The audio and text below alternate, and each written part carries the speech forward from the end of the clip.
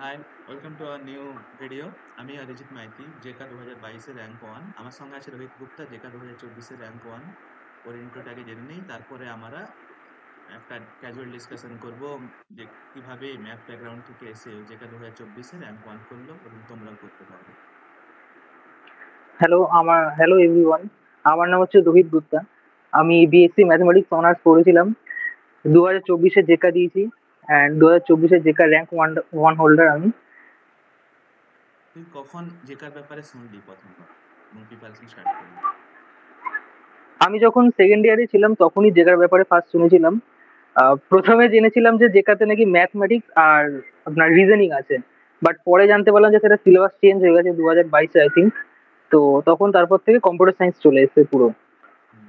তো সেখান থেকে তারপরে আস্তে আস্তে চিন্তা ভাবনা করা হলো যে না, এটার প্রিপারেশন নেওয়া যাক। জেকার প্রিপারেশন কখন শুরু করলি? জেকা এক্সামের কত মাস আগে? আমি মোটামুটি আগের বছরই সেপ্টেম্বর মাস থেকে স্টার্ট করেছিলাম জেকার প্রিপারেশন নেওয়া। মানে 8-9 মাস মতো। মানে 2023-এর, হ্যাঁ, 8-9 মাস হবে। হুম, ভালো। আর তোর প্রিপারেশন স্ট্র্যাটেজি কি ছিল? মানে কোথা থেকে পড়তিস, যে ইন্টারনেট থেকে, ইউটিউব থেকে, বা কোথাও টিউশন বা কোথাও থেকে? কিরকম পড়া ছিল? বেসিক্যালি আমি প্রাইভেট টিউশন কোথাও সেরকম নিইনি। অনেকে বলেছিল যে প্রাইভেট টিউশনটা দরকার হবে because you are non CS background student. Hmm. But আমি ভাবলাম যে এবার ট্রাই করে দেখি যে জেকা ক্র্যাকারের ওয়েবসাইটটা শুনেছিলাম খুব পপুলার। ইনফ্যাক্ট আমি যখন জেকার প্রিপারেশন না ফার্স্ট শুরু করেছিলাম তখন অরিজিৎদার এই পপুলার ভিডিওটা আমি দেখেছিলাম যে অরিজিৎদা কিভাবে আর কি জার্নিটা শেয়ার করেছিল নিজের, তার সঙ্গে অরিজিৎদার একটা বন্ধুও ছিল। তো ওই দেখে আমি খুবই ইন্সপায়ার্ড হয়ে পড়েছিলাম। তো আর ইনফ্যাক্ট আমি জয়দীপ দার সঙ্গে অরিজিৎ দার মানে একটা ভিডিও ছিল, লাইভ ভিডিও, তো সেখানে আর কি দেখলাম যে না, জয়দীপ দার মতন একটা ছেলে আর কি যে শুধুমাত্র জেকা ক্যাকার থেকে পড়ি আর কি র্যাঙ্ক ওয়ান হচ্ছে, তাহলে আমি ভাবলাম ট্রাই করা যেতে পারে এটা একবার। জেকা ক্যাকার উপর বিলিভ করলাম। তো সেখান থেকেই নোটস অ্যাভেলেবেল আছে সবই ওখানেই। তো ওখান থেকে নোটস নিয়ে পড়তাম। আর ওখানে সবকটা টপিক্স এর রেসপেক্টে প্লেলিস্ট দেওয়া আছে, তো ওখান দিয়ে প্লেলিস্ট থেকে পড়তাম।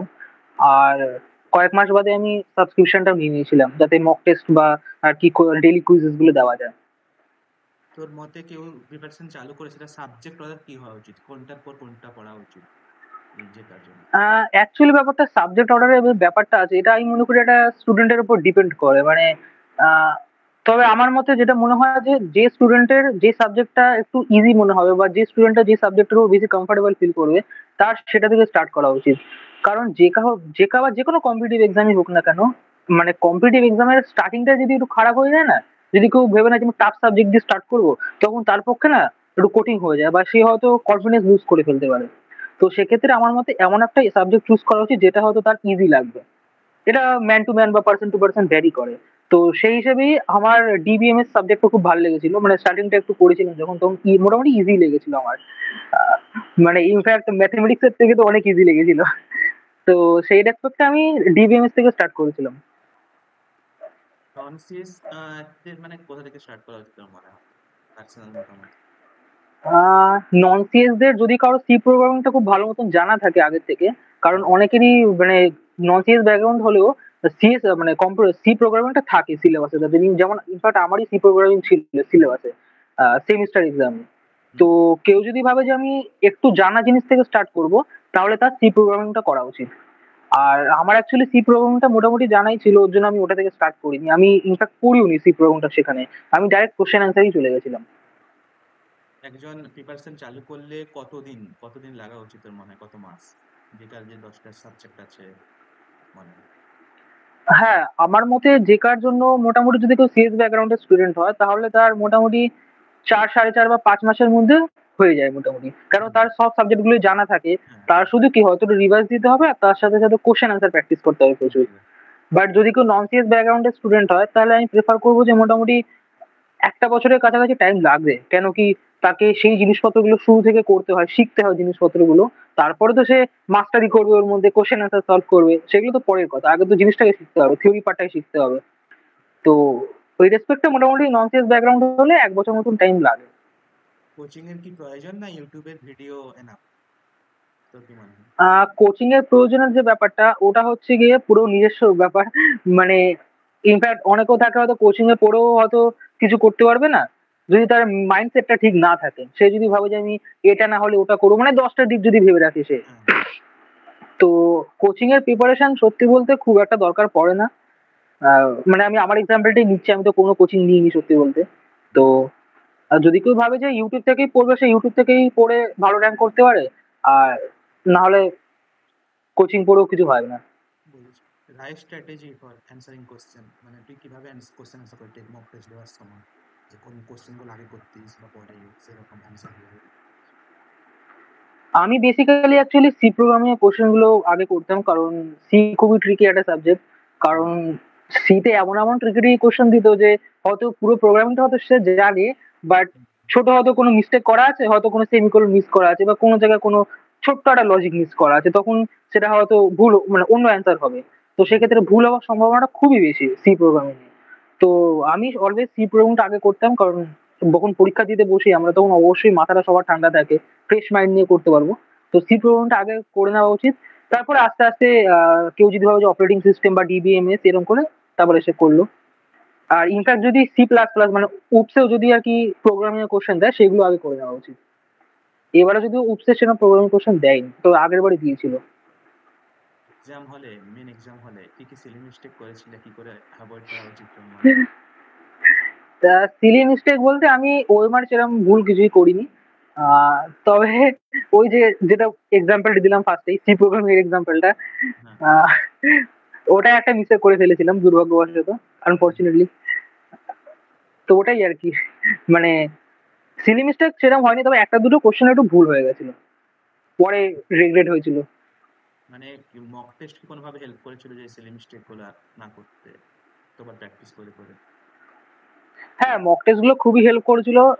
ইনফ্যাক্ট আমি বহুত সাবজেক্ট ওয়াইজ মক টেস্টও দিয়েছিলাম, জেকে ক্র্যাকারে তো সেইগুলো অ্যাভেলেবেল আছেই। হুম, আহ, মানে ইনফ্যাক্ট আমি মানে 500 প্লাস মক টেস্ট, মানে সাবজেক্টের মক টেস্ট দিয়েছিলাম, হ্যাঁ, 580 সামথিং।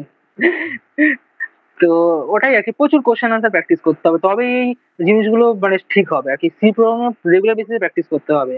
মানে কোনো সাবজেক্ট পড়ি কি পড়ি চা নাই পড়ি, সি প্রোগ্রামের কোশ্চেন প্র্যাকটিস করতেই হবে। হ্যাঁ, আর যেমন ডেইলি বেসিসে থিওরিটাকে রিভাইজ করতে হবে। হ্যাঁ, সাবজেক্ট ওয়াইজ মক টেস্টে আমাদের ওয়েবসাইটে আছে 15টা করে র্যান্ডম কোশ্চেন আছে, যে কোনো সাবজেক্ট চুজ করার পর তোমরা সেভাবে যেতে পারো। রোহিত অনেক সাবজেক্ট ওয়াইজ মক টেস্ট দিয়েছিল, আমার মনে আছে। আর কিভাবে through out the year consistent ছিলিস, যে করতে হবে? কনসিস্টেন্ট টু বি অনেস্ট, নিজেকে ডেইলি মোটিভেট করতাম। আহ, এটা ওটা আর কি, বন্ধু বান্ধবের সঙ্গে কথাবার্তা বলে, বা আর কি মানে সিনিয়রদের সঙ্গে কথাবার্তা বলে, প্লাস ইউটিউবে কিছু মোটিভেশনাল ভিডিও দেখে নিজেকে কম মোটিভেট করতে হয়। হ্যাঁ অবভিয়াসলি 1 বছর ড্রপটা খুবই আর কি হেক্টিক যায় অনেকেরই, মানে হুম, অনেকেই হয়তো মানে মানে ইনফ্যাক্ট ডিমোটিভেটেড হয়ে পড়ে, অনেকে হয়তো কিছু করতে পারে না। তো অলওয়েজ নিজের মধ্যে ওই মানে বড় বড় আগুন জ্বালাতে হবে যে না, আমাকে করতেই হবে, I have to achieve something in my life. তো ওই আর কি, ওই ভেবে ভেবে এগিয়ে গেছি। Phone addiction, how to avoid phone addiction during preparation, সবাই আমারও আছে সবার মধ্যে। ফোন অ্যাডিকশনটা অবশ্যই কমাতে হবে। আর ফোনটা যদি কেউ ইউজ করে তাকে কাজে লাগাতে হবে। ইনফ্যাক্ট আমাদের জেকে ক্যাকারে অনেক গ্রুপ আছে, টেলিগ্রাম গ্রুপ আছে, হোয়াটসঅ্যাপ গ্রুপ আছে। তো কেউ যদি ফোনটা ঘাটেও, তাহলে আমি বলবো সেই গ্রুপে কোন বিষয় নিয়ে কোনো কোশ্চেন ডিসকাশন হচ্ছে বা কোনো কোশ্চেন অ্যান্সার সলভ হচ্ছে, ফোনটা ঘাটা হলে এই কারণের জন্য যেন ঘাটা হয়, বা মক টেস্ট দেওয়া হয়। বাট এক্সট্রা ফোন না ঘাটাই উচিত। তোর ইনফ্যাক্ট আমাদের এমনও হতো যে ঘন্টার পর ঘন্টা মানে কোশ্চেন অ্যান্সার ডিসকাশন হ্যাঁ, চলছে, অরিজিৎ দাও থাকতো, তারপরে আরো বুঝেছি। থাকতো অনেকেই, কোশ্চেন ডিসকাশন হতো। টেস্ট সিরিজে কেমন মার্কস এসেছিল যে ক্যাটাগরি? টেস্ট সিরিজে আমার মোটামুটি ভালোই মার্কস এসেছিল, প্রথম দিকে কয়েকটাতে 100 প্লাস মার্কস ছিল, আর মাঝখানে ওই পরেগুলোতে একটু কমেছিল। ওই তাও 90 থেকে 100-এর মধ্যেই ছিল সব মার্কস, অ্যাকচুয়াল 95 এক্সামে 96 এরকম। অ্যাকচুয়াল এক্সামে আমার 102.25 মার্কস হয়েছিল। মানে কাছাকাছি একদম প্রায়। হ্যাঁ একদম কাছাকাছি, আর জাস্ট মক লাইক ইউ। টেস্টে, মক টেস্ট থেকে তোমার তো কোনো ওয়ান কমন জিরো টু এসেছিল? পয়েন্ট টু ফাইভ হয়েছিল হ্যাঁ, হ্যাঁ, সেম দু সেম। হাজার বাইশে মক টেস্ট থেকে কোনো কমন এসেছিল? হ্যাঁ মক টেস্ট থেকে অনেক কোশ্চেন কমন এসেছিল। আমার এক্সাক্ট নাম্বারটা ঠিক খেয়াল নেই, বাট অনেকগুলো কোশ্চেন কমন এসেছিল। হুম, আমি যতটা জানি আমাদের একটা ভিডিওতে আছে, আর তোমরা দেখতে পারো এই জেকাকার ওয়েবসাইটে 30 প্লাস 30 প্লাস কোশ্চেন কমন ছিল, প্রায় সেম। মানে কিছু কিছু অঙ্ক হুম, তো পুরো মেবি। সেমই ছিল, একদম পুরো সেম হ্যাঁ ভ্যালু। ইনফ্যাক্ট কিছু কিছু অঙ্ক আর কি ওএস এর ম্যাথ সাম, ওগুলো পুরোপুরি ডাইরেক্ট কমন চলে এসেছিল। ইনফ্যাক্ট ওগুলোর ভ্যালু গুলোকে ওরা চেঞ্জ করেনি। হ্যাঁ, এক্স্যাক্টলি। তো তো তুই অঙ্কগুলো কি প্র্যাকটিস করে গিয়েছিলি না করিসনি এক্সামে? Machine two learning. Be honest আমি অঙ্কের কথা ভেবেছিলাম, বাট 2022 আর 23-এর আমি কোশ্চেনটা আমি যখন দেখলাম তখন দেখলাম অঙ্ক কিছুই দিচ্ছে না ওই থেকে। তো অঙ্ক খুব একটা সেরকম প্র্যাকটিস করে যায়নি, কয়েকটা করেছিলাম, সেগুলো পেরেছি, বাট কয়েকটা করিনি বলে, মানে যেমন 12 এর একটা কোশ্চেন ছিল, তো ওই টাইপের অঙ্কগুলো আমার করা ছিল না প্র্যাকটিস, তো ওটা পারিনি। তো এমনি ওই জন্যই ম্যাথমেটিক্স। আমি 2025 এর অ্যাসপিরেন্টদের এইটাই একটা সাজেশন দেবো যে ওএস এর অঙ্কগুলো ভালো মতন করে করে যেতে, কারণ জেকাতে কখন কি দেবে কিচ্ছু বলা যায় না টু বি অনেস্ট। আগের 2 বছরের সামস কিছু দেয়নি, এবারে একটা অনেকগুলো অঙ্ক দিয়ে দিল, নিউমেরিক্যালস প্রচুর দিয়ে দিল, তো খুবই আনএক্সপেক্টেড।